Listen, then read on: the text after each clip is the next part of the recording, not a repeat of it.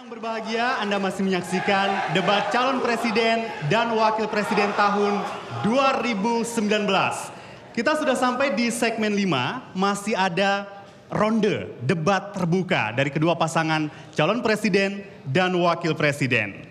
Dan Bapak-Bapak, kami ingatkan kembali bahwa di sesi ini waktunya 8 menit, 2 menit untuk bertanya, kemudian 2 menit untuk menjawab dan 2 menit untuk menanggapi. Kami nanti akan memberikan informasi jika waktunya sudah habis.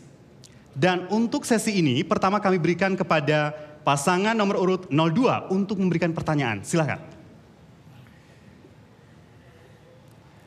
Pertama-tama saya mungkin memohon maaf kepada Bapak Presiden Pak Jokowi. Karena nama-nama seperti Ibu Mia, Ibu Nurjana adalah tokoh-tokoh yang saya temui dalam 1.550 kunjungan kami. Dan secara agregat itu yang disampaikan mereka, bahwa ibu-ibu kita itu mengeluh bahwa harga-harga bahan pokok mahal. Dan ini merupakan fakta. Mungkin di atas kertas, di atas meja yang kita semua terima, angkanya baik-baik saja, tapi itu yang tidak saya temui begitu saya mendengar masyarakat. Masyarakat menginginkan suatu perubahan pengelolaan ekonomi. Seandainya ekonomi dikelola dengan baik, tidak mungkin Bapak Prabowo dan saya bisa mendapatkan dukungan begitu besar dari masyarakat. Tapi pertanyaan kami adalah sebuah surat yang disampaikan kepada kami. Intinya surat ini berbunyi, saya memohon dengan sangat bila kelak Allah Subhanahu wa taala memberikan amanah kepada Bapak Prabowo menjadi pemimpin negeri ini dan Pak Sandi, tolong Bapak tolak holding BUMN sektor penerbangan bagi kami karyawan perusahaan. Kami terancam terlempar dari status BUMN dan meresahkan kami dan keluarga kami. Besar harapan kami kepada Bapak, semoga Allah Subhanahu wa taala meluangkan keberkahan rezeki, kesehatan, dan kami titip nasib bangsa kami. Saya juga diberi uang 350.000 oleh karyawan tersebut. Begitu saya boarding pesawat menuju dari Palembang menuju Lampung. Pertanyaannya, strategi Bapak, karena banyak sekali sekarang BUMN merasa ada keresahan, kebingungan. Serikat Pekerja menemui kami bahwa mereka merasa BUMN dipolitisasi demi kepentingan penguasa. Bagaimana strategi Bapak untuk menciptakan BUMN sebagai world class company? Terima kasih. Waktunya habis. Langsung bisa dijawab, silakan 2 menit. Ya, saya kira ke depan kita akan membangun holding-holding BUMN, baik holding yang berkaitan dengan konstruksi, yang karya-karya, kemudian holding yang berkaitan dengan migas akan kita holdingkan, kemudian holding yang berkaitan dengan pertanian dan perkebunan, dan juga yang berkaitan dengan perdagangan dan yang lain-lainnya. Artinya nanti akan ada holding-holding yang di atasnya akan ada super holding. Oleh sebab itu, mohon maaf, mendukung. Oleh sebab itu, BUMN kita ke depan harus berani keluar dari kandang untuk menjadi pionir ke luar negeri, membuka pasar, membuka jaringan-jaringan, membuka networking, sehingga swasta nanti bisa masuk dan mengikuti mereka. Dengan kekuatan holding-holding yang besar seperti itu, kita juga akan lebih mudah mencari capital, mencari modal. Dan kita tahu, sudah mulai perusahaan karya-karya kita mengerjakan pekerjaan-pekerjaan besar di Timur Tengah, baik berupa infrastruktur, baik berupa perumahan, dan juga pabrik Inka kita juga telah mengekspor kereta api ke Bangladesh dalam jumlah yang tidak sedikit.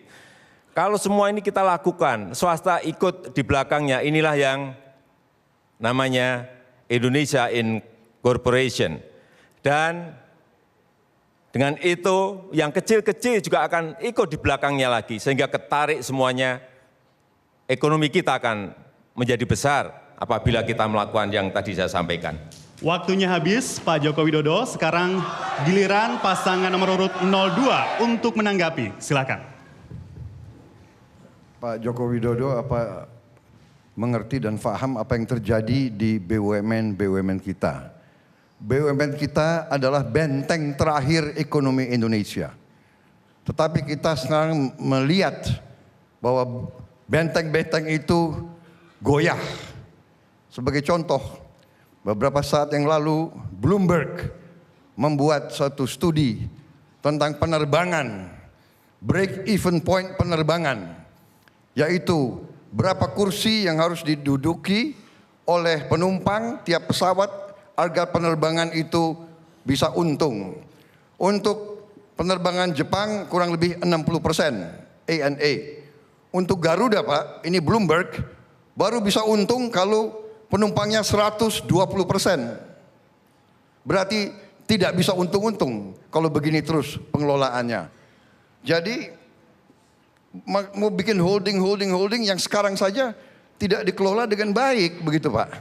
Ini yang kami sangat risau, bahwa BUMN kita, kebanggaan kita, Pertamina semua, yang seharusnya jadi national champion, world champion, sekarang moral jatuh, tidak tahu masa depannya bagaimana, selalu dikalahkan dengan perusahaan asing. Kenapa bisa swasta lebih hebat daripada Garuda? Padahal ini airspace itu adalah aset bangsa kita, itu adalah aset ekonomi. Kenapa kita biarkan aset ekonomi ini dinikmati oleh orang lain? Flag carrier kita, kebanggaan kita, Garuda yang kita lahirkan dalam perjuangan kita, kok kita biarkan morat-marit seperti sekarang? Saya kira demikian. Kuncinya kita ingin BUMN menjadi penyangga ekonomi rakyat dan membuka lapangan kerja, memastikan harga-harga bahan pokok terjangkau untuk masyarakat Indonesia. Itu yang menjadi poin kami. Waktunya habis. Pak Sandi dan Pak Prabowo. Cukup para pendukung. Terima kasih. Sekarang giliran paslon nomor urut 01 untuk menanggapi. Besok Bapak boleh cek berapa setoran dividen BUMN ke APBN kita, naik atau turun. Yang kedua, juga kita tahu perusahaan-perusahaan besar yang mengelola Blok Rokan, Blok Mahakam, sekarang sudah diambil oleh Pertamina. Freeport yang dulu hanya 9% kita diberikan, sudah diambil alih oleh Inalum dengan mayoritas 51,2%. Artinya BUMN kita mampu melakukan akuisisi seperti itu. Kalau kita masih ragu terhadap BUMN kita, kalau kita masih ragu dalam pengelolaan BUMN kita, bagaimana mereka memiliki kemampuan untuk mengambil, mengelola blok-blok besar yang tentu saja ini memerlukan uang yang sangat besar. Dan nyatanya kita dipercaya. Kalau kita selalu memandang segala sesuatu dengan pesimis, tidak ada negara maju dimanapun kalau rakyatnya pesimis, nggak akan mungkin. Tidak ada negara maju dimanapun akan maju kalau rakyatnya nggak optimis. Bahwa ada tantangan, bahwa ada masalah, bahwa ada problem, itulah tugas kita sebagai seorang pemimpin. Bagaimana menyelesaikan masalah-masalah yang ada. Saya tidak mau membuka masa lalu BUMN, tetapi memang ada 1, 2, 3 yang salah kelola. Itulah yang perlu kita perbaiki dan perlu kita kerjakan. Bukan menyalah-nyalahkan mereka. Saya tidak mau menyalahkan mereka, tapi saya ingin mencari solusi, mencari jalan keluar bagi BUMN kita agar lebih baik. Waktunya habis, Pak Jokowi. Ya, demikian tadi debat terbuka sesi ketiga. Kita akan langsung masuk ke debat sesi yang keempat. Untuk itu kami persilakan untuk pasangan nomor urut 01, Bapak Jokowi dan Bapak Ma'ruf Amin untuk memberikan pertanyaan. Waktunya 2 menit, silakan. Maaf Pak, ini nanti yang bertanya adalah Pak Kiai Ma'ruf Amin, tapi saya ingin menyampaikan saja bahwa tadi saya bertanya mengenai pengembangan e-sport Mobile Legends di Indonesia. Saya sebenarnya mau cerita mengenai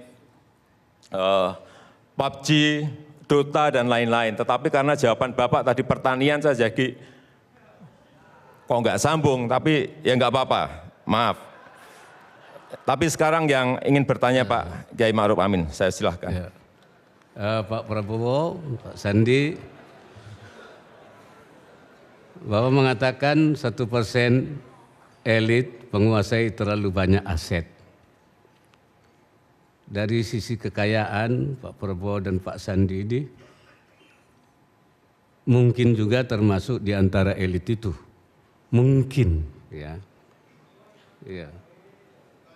Selama pemerintahan Pak Jokowi JK, ketimpangan sosial turun.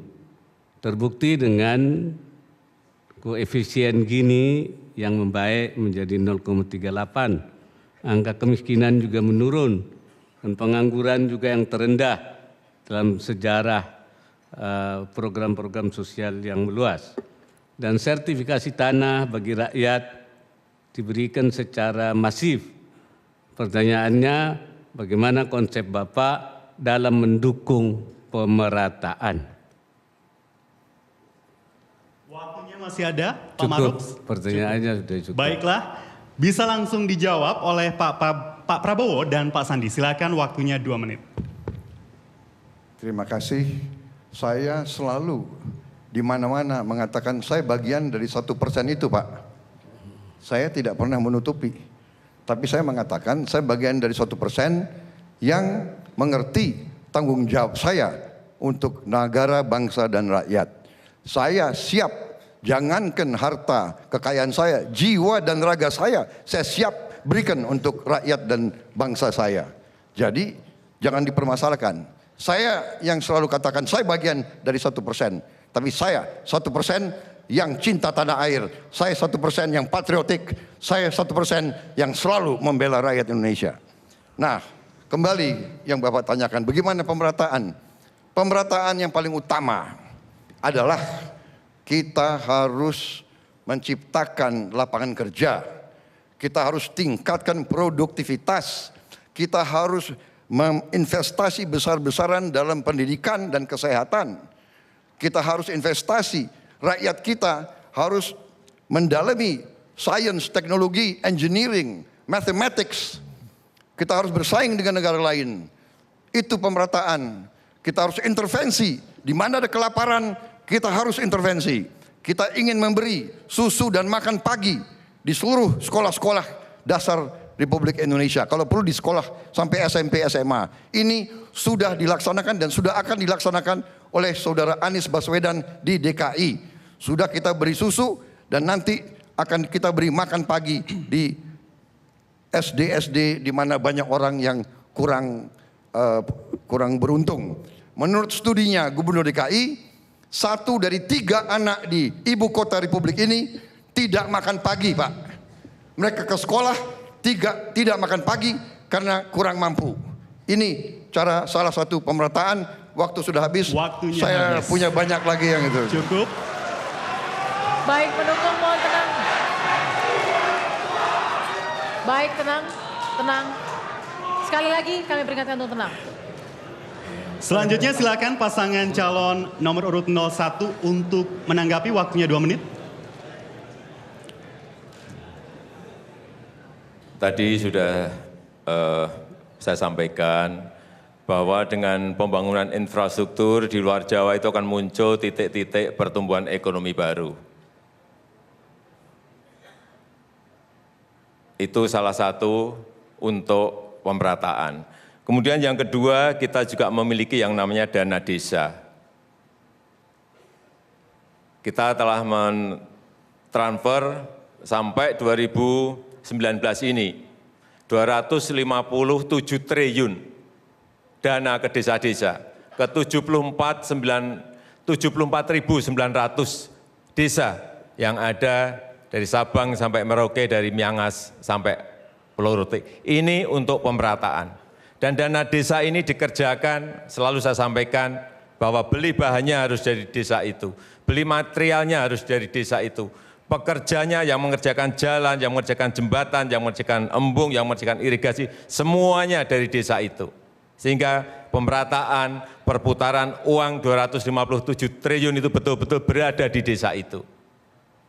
Dan yang ketiga, kita juga telah melakukan yang namanya program Keluarga Harapan PKH, di mana yang memang rakyat yang belum mampu kita injeksi agar mereka bisa memiliki anak-anaknya memiliki gizi yang baik, mereka bisa sekolah, dan juga pembagian kartu Indonesia Sehat, sehingga kalau mereka sakit, mereka tidak terbebani oleh biaya-biaya rumah sakit, serta kartu Indonesia Pintar, sehingga anak-anak mereka bisa sekolah SD, SMP, SMA, SMK, dan nanti akan kita teruskan dengan KIP kuliah. Subsidi pupuk, subsidi bunga kur, ini dalam rangka juga pemerataan yang ingin kita kerjakan. Waktunya habis Pak Jokowi. Selanjutnya, paslon nomor urut 02 bisa kembali menanggapi. Pengalaman saya di DKI, salah satu yang paling sulit menurunkan angka kemiskinan yang kita sebut sebagai keraknya kemiskinan adalah bagaimana kita memiliki data yang bisa terverifikasi dan tervalidasi.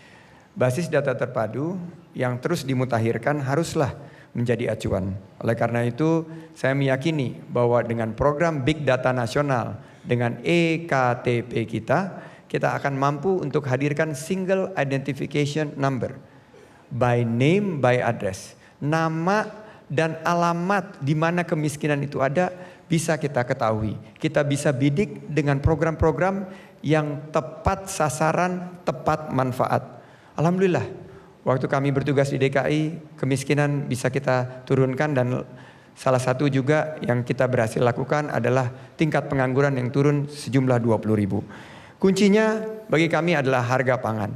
Begitu harga pangan bisa diturunkan, dan walaupun petani juga pasti akan sejahtera, yang akan terjadi adalah tingkat kemiskinan juga akan turun. Berikutnya, lapangan kerja. Prabowo Sandi berkomitmen 15 juta lapangan kerja baru akan diciptakan melalui revitalisasi sektor pangan, sektor energi. Kita ingin juga manufaktur kita kembangkan. Kita melihat banyak sekali sektor-sektor perumahan juga bisa menciptakan 4 juta lapangan pekerjaan baru. Gerakan OKOC mentargetkan 2 juta pengusaha baru yang akan membuka lapangan kerja. Rumah siap kerja untuk anak muda. Anak muda kita banyak yang nganggur. Kita ingin 61% daripada total pengangguran kita, anak-anak muda ini mendapatkan link and match melalui rumah siap kerja. Kami kaget bahwa Instagram rumah siap kerja baru saja di launching mendapatkan begitu banyak sambutan antusias dari anak-anak muda yang ingin mendapatkan pekerjaan. Dengan begitu bisa tercapai pemerataan yang kita harapkan. Terima kasih. Waktunya habis Pak Sandi. Ya, 4 sesi debat terbuka telah usai. Sekarang boleh bagi para pendukung untuk memberikan tepuk tangan yang paling meriah untuk kedua pasangan calon presiden dan wakil presiden. Ya, meski debat terbuka sudah selesai, namun di sesi selanjutnya, di segmen penutup kita akan mendengarkan pernyataan penutup dari masing-masing calon presiden dan wakil presiden. Untuk itu, tetaplah bersama kami dalam debat kelima Capres-Cawapres Pemilu 2019.